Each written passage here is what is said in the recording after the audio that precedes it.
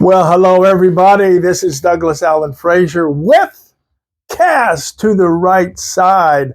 Now, I have to tell you, today was another beautiful day in our area, but my wife and I had to run some errands today up in Abilene, Texas. We visited with my daughter, granddaughter, son-in-law, and then also had a doctor's appointment. We had to go to Best Buy. So it was a good day of getting things done that needed to get done, but I didn't get to make the broadcast outside. I just enjoy being outside, particularly when it's nice. I had a friend of mine call from Florida, from Winter Haven, Florida, evangelist Prakesh Daniel.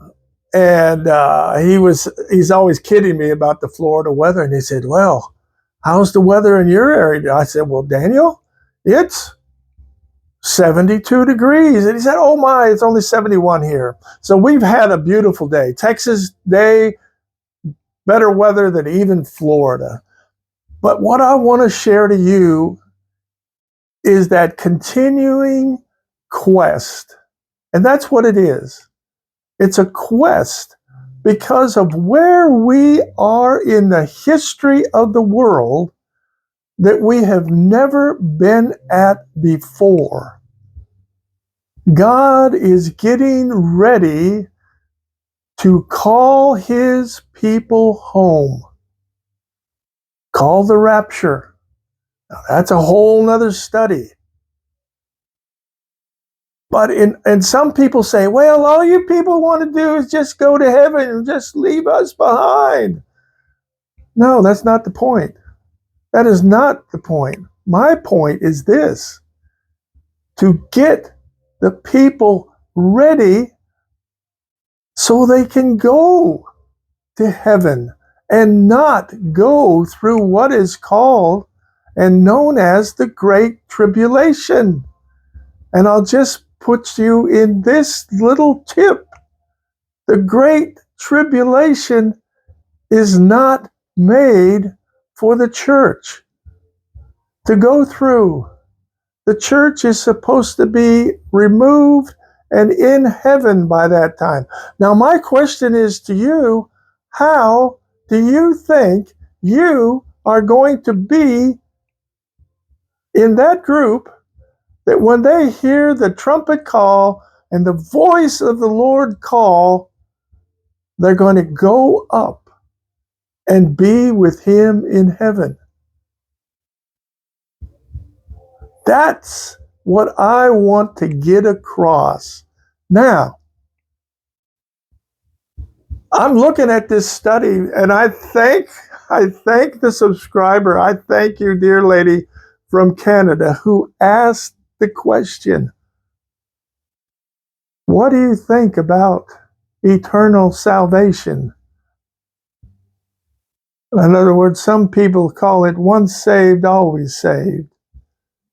Well, I'm going to go through here, and I'm going to go through the depth of scriptures with you for one purpose only. It is not for lifting me up in front of your eyes, because I'm learning more as I go. I've heard these things, and I'm learning more.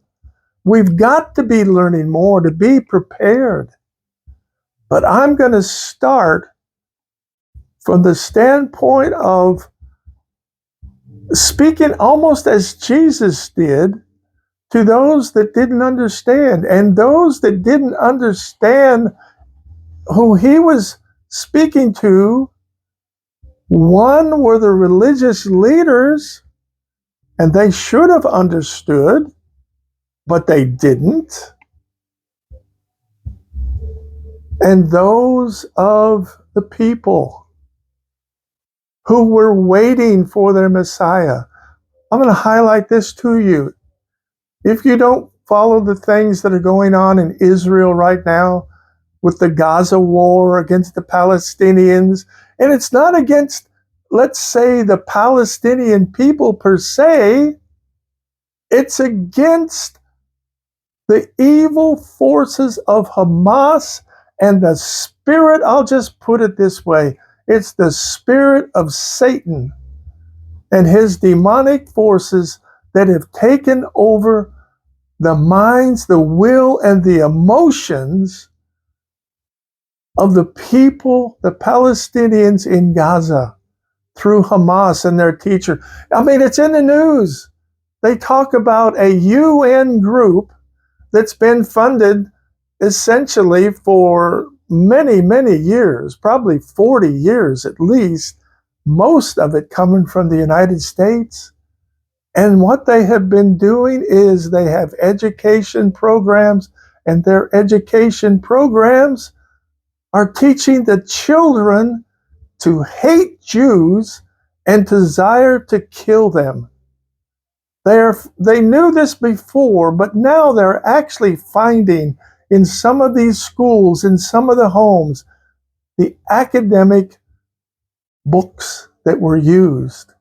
Mein Kampf, Hitler's plan during World War II to exterminate the Jews.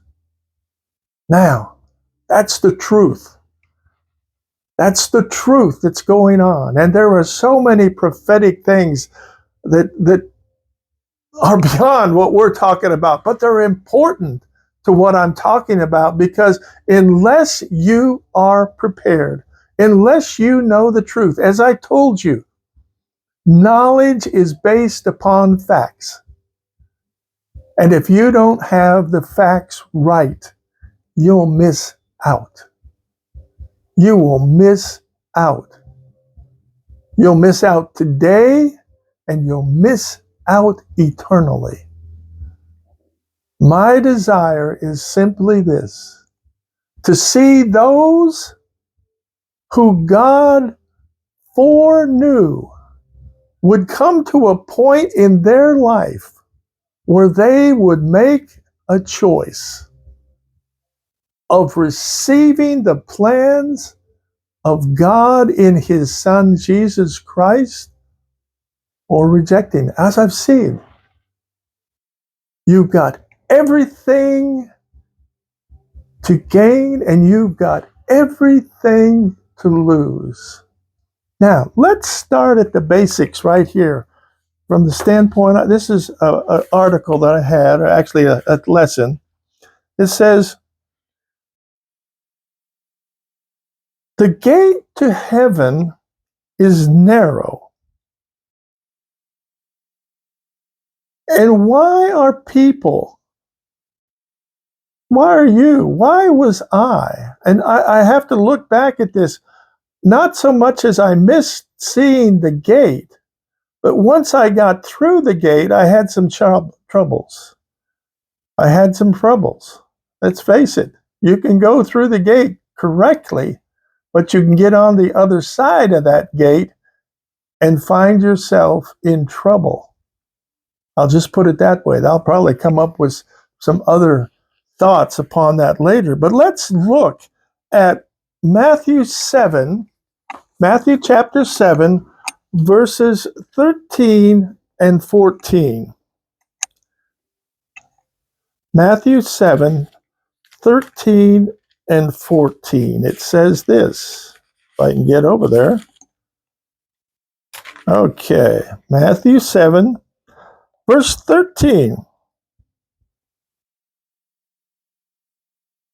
Enter by the narrow gate, for wide is the gate and broad is the way that leads to destruction, and there are many who go in that way. Verse 14. Because narrow is the gate and difficult is the way which leads to life, and there are few who find it. There are few who find it. In other words, I'm going back again. You've got a choice. You've got either go to the right or to the left. I mean, let's face it, when I call cast to the right side, I'm listening to the voice of Jesus that said, I'm going to bless you guys. I'm going to bless you fishermen. If you'll listen to me and obey my voice and you'll cast to the right side of your boat, you will catch some fish. The rest of the story is they did, and it was a great haul. Now, your great haul, when you are obedient to Christ, to what Jesus has done for you as the Messiah, as the prophesied Messiah, you will receive the blessings. But here is the challenge for most people, and we're going to get into this in depth. Let's look now at Philippians 2:12, because this is where people fall down. And this is the struggle that we all had. Philippians 2:12. It says this. This is the Apostle Paul speaking. Now let's look beforehand. Okay, let's look at starting at verse 9. And I think we're going to close here tonight because I want to take these in little bits. I don't want to choke you. I want to give you things that you can chew on until we come back again on Friday, because that's going to be your responsibility, and you'll see exactly what I'm talking about. Let's start in verse 9. Therefore, God also has highly exalted him, that's Jesus, the Messiah, and given him the name which is above every name.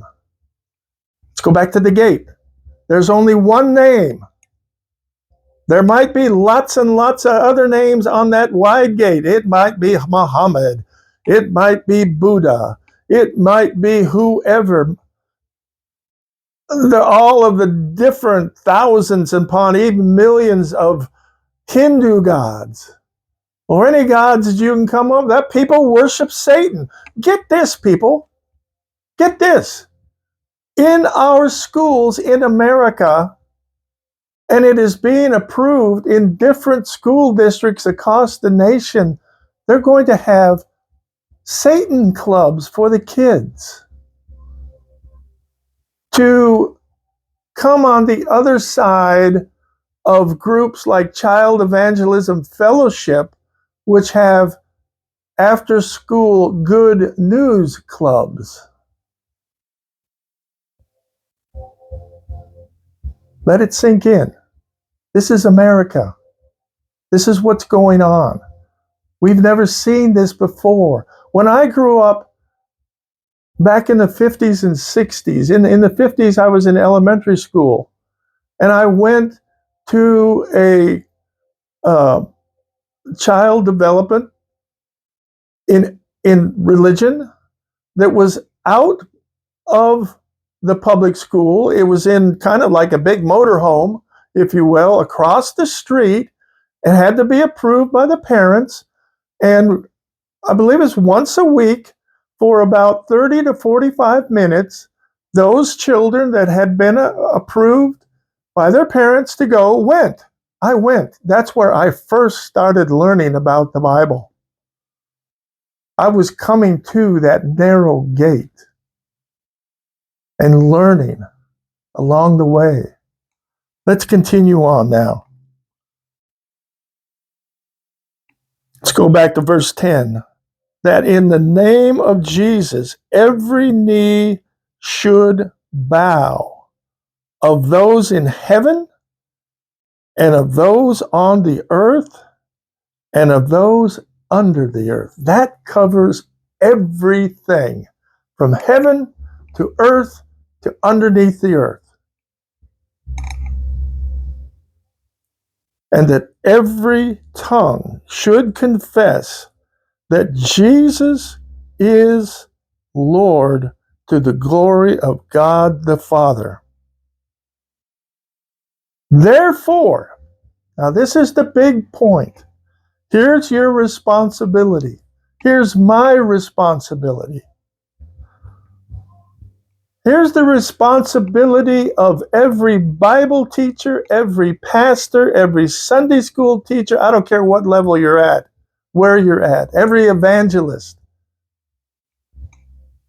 Therefore, my beloved, as you have always obeyed, not as in my presence only, but now much more in my absence, work out your own salvation with fear and trembling.